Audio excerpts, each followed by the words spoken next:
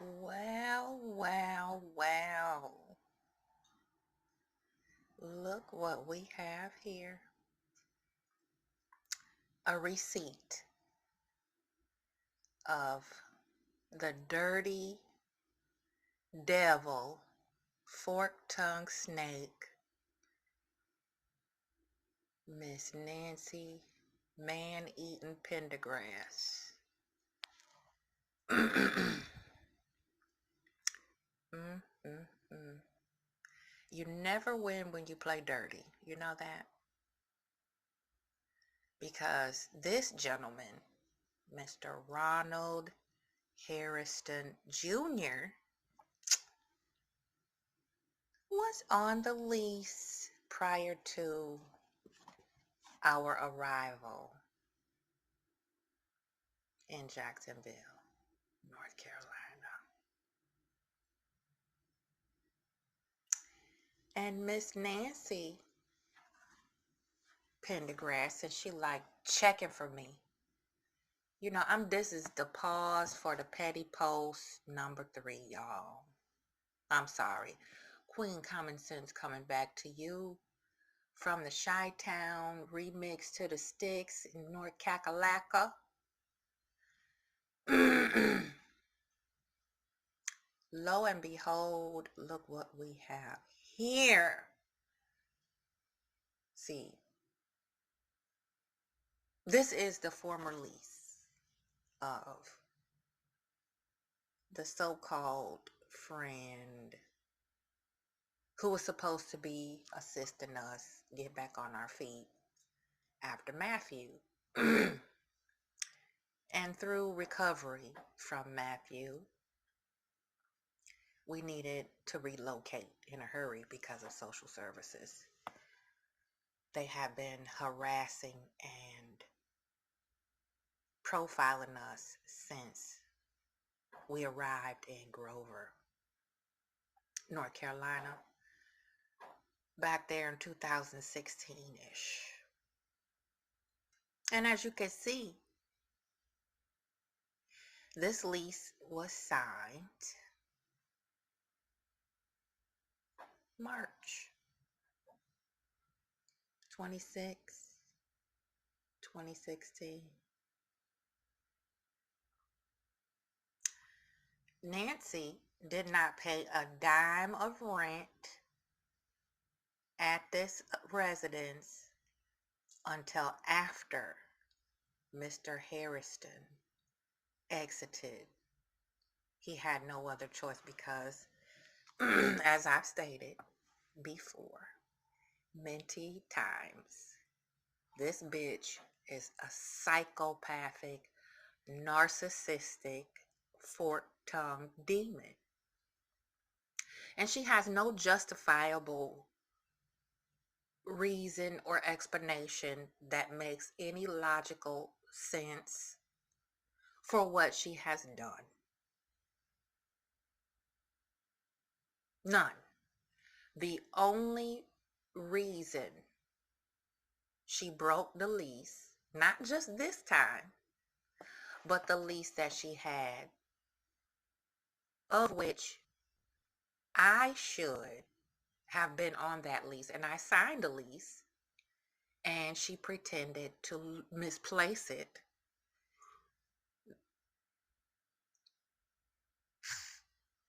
After which she altered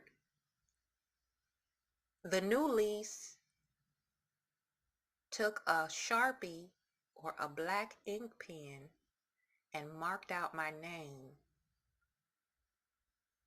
and renewed her lease with just her name on it. So she sent it back to the landlord after breaking this lease with Ronald Hairston. She put Ronald out only after a few months of him paying the security deposit and first month's rent. No, excuse me. She didn't have to pay the security because she was supposed to clean up the unit. in exchange for the security. So Mr. Harrison paid the first month's rent of $700, and the landlord dropped the rent a few dollars because of Nancy being a broke bitch and wanting to live a life that she didn't earn as a first lady. Because Mr. Harrison is a minister or a pastor, I do believe, and he owns his own taxi company, you see. So Nancy saw this as a cash cow child. And not only could she thought she could live high on the hog, she felt that she earned the title First Lady just because she is a self-entitled, covert, narcissistic, closet racist white bitch.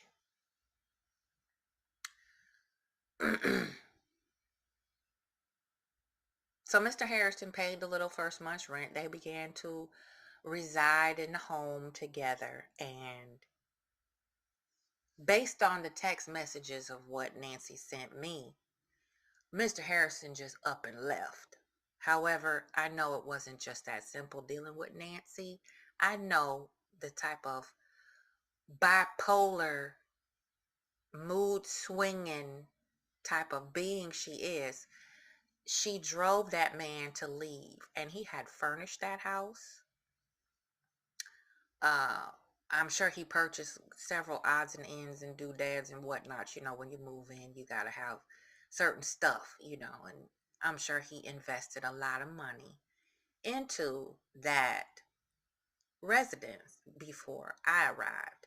So after Mr. Harrison left, Nancy, per her usual pathology, scraped up some nigga named Randy off the side of the road, moved him in, and according to Nancy's own accounts, Mr. Randy lived there for 8 entire months or more, only paying dick for rent. Not one dime did he put into that residence for living expenses. So, unbeknownst to me, I'm thinking that she still is in dire straits. She's living in the house by herself. You know, she needs help. She's falling behind on the rent. She lied and said she was being evicted. That was one way to keep me at bay from coming to discover the truth, of which I did. Now, when I got there, June 1st of 2017, Nancy still had Mr. Harrison's furniture in the home. He had requested the rental company to come and retrieve it, as well as, you know, the other odds and ends, appliances, you know, the washer, dryer, you know, things like that, that he had rented in his name that he was paying for, because Nancy is, guess what? A broke bitch. So, needless to say, I move in and I find that I'm not only moving in to roommate with her, but there are several other people living there that the landlord had no clue was there, nor did they know I was coming. So she tried to hurry up and cover it up. When it came time to renew her lease, she allowed me to sign a copy. And as I said earlier, she altered that lease and marked my name out so it would only be her on the lease. And little does she know, I had a very long discussion with Mr. Halsip and his wife about how Nancy not only broke this lease, but she also broke the lease that she and I were supposed to be roommates on, the renewed lease. Okay? So here I am, I move in, and I don't go nowhere empty-handed. So I immediately start paying bills. Now, mind you, I'm in the midst of starting a new job, my dream job that I had worked so hard to be hired with this company. And I was in the midst of training. So they work with me through moving from Grover to Jacksonville. And Nancy was making minimum wage, working a part-time job, and then working a full-time job at an entry-level position as a paraprofessional. So what I did was I helped her upgrade herself, and I got her hired on at the same work from home company that I was working for at the time. Now, it took her several months to finally get up enough nerve and confidence in herself to apply. And throughout her training process, I had to walk her through it step by step because she is quite the computer dunce, not to mention an overall dunce in general. So here's my big guy. What was I doing when we moved to Jacksonville? What work was I doing, big guy? Work from home. I don't know what it's called. But how long had I been working from home before that? I'm not sure. I'm guessing 5 years or so. Yep, right on the button. There's another one of my receipts right there. He lived in the house with me. Prior to moving to North Carolina, I worked from home. And sad to say, I also tried to help Bobby Carter Green, whoever the hell she is, get a job with Conduent as well, because when I met Bobby in Grover, she was driving for Uber and she was barely making ends meet on one income, which was disability for her husband, whom she had just married. So they were living on 700 and something odd dollars a month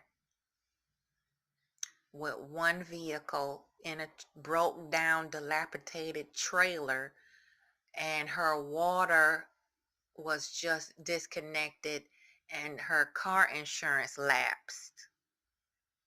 Bobby Carter Green. So what I did was I helped her out, and then in turn Bobby Green, transported us from Grover to Jacksonville, and I paid for the expenses on the way. I had the pleasure of meeting Bobby's son, who had just graduated from high school, and you know me, I love the babies. So I had offered to help her make a graduation party. She wanted to give him a graduation party. She didn't have no motherfucking money because she's a lazy, excuse making, professional victim type bitch. And I said, you know what? Because you have helped me so much, I hired her as an Uber driver, to take me around, pay my bills, go grocery shopping, little stuff about town. It's a little tiny town.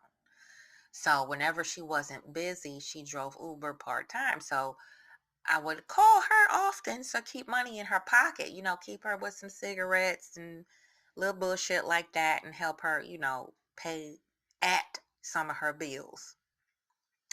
And then the time came where I needed to turn in some paperwork, so I had to drive from Grover to Charlotte. That was about a 45-minute drive. So I said, who better can I hire than Bobby? I could put this little hot $120 in her pocket so she can have a little grease to make ends meet this month. And in the midst of us making the party for her son, social services threatened to come and take my son. So Bobby then in turn offered to help us remove ourselves from that situation so we can gain better footing. Okay. So I'm going to stop it right there. That's at about 15 minutes. Receipts, bitch, receipts. You had this man pay your first month's rent. You couldn't afford the upkeep and maintenance and utilities of that house. And you had other people living in that house giving you money, and you were sending the majority of our rent we gave you to Albert Prieto in prison. Okay? So the next time you say any bullshit about me and mine freeloading, you better have receipts to back it up, because you think what you say you can't be touched, you didn't do anything wrong. Your guilt shows through all your actions. Looking, Googling me, talking to your in-laws about me, going online under troll accounts, having people spy on my page and on my timeline, on my social media and all that bullshit. Clearly, bitch, I give you life. Even through my struggle, I make this shit look good to you, because you want to emulate and be me so bad. You coin my terms and phrases that I use. You try to take the words that I use against you and use them back against me. I could go on and on, but we all know who Ronald Harrison Jr. is and what he did to try to help your fat, lazy, trifling, married man chasing ass out. Okay? There it is right there. You fucked up and left some evidence behind, ho. And I have more where this came from. So, you better watch your motherfucking mouth. Slandering me, snitching, celebrating the loss of my son to social services, reveling in the fact that Bella was killed in a hit and run. You are one sick, twisted bitch. And you have no justifiable reason for doing what you've done, other than the fact that you just did not like the fact that I pulled your whole card and read your title clear. So there you go. Nancy Pendergrass, Ronald Harrison Jr., they were on the same lease. He paid for the majority of the expenses at that house where I lived as a roommate. When I moved in, she had unauthorized tenants living there who were not paying their share. Kelly, Boone, Leafdale. Okay? So don't play with me, ho. Okay? You always want to play victim when you get cornered with your bullshit. You used to do this shit on MSN chat too. You get to talking shit about somebody behind their back, they find out, confront you, and then all of a sudden you want to get them blocked and banned from the chat room. You want to play victim, run and hide behind the moderators of the chat and all that bullshit you used to do back then. This is a 50, almost 60-year-old bitch, y'all. Still hoeing, passing out pussy like sliced government cheese, and got the nerve to try to talk down on me. And I bailed her out financially because this bitch was too lazy to get up and educate herself and upgrade her income. She would rather a house nigger come and take care of her while she lay up with her leg gapped open like a fucking pillow princess. When I moved in that house, aside from Jennifer and her husband, because her husband was a Marine, I made more than Nancy and Kelly and Jennifer put together. Okay. You see how these trifling white bitches do. You see how they do. They play the part, they play the role. And then when you blow down their house of cards, they want to run call the popo and play victim.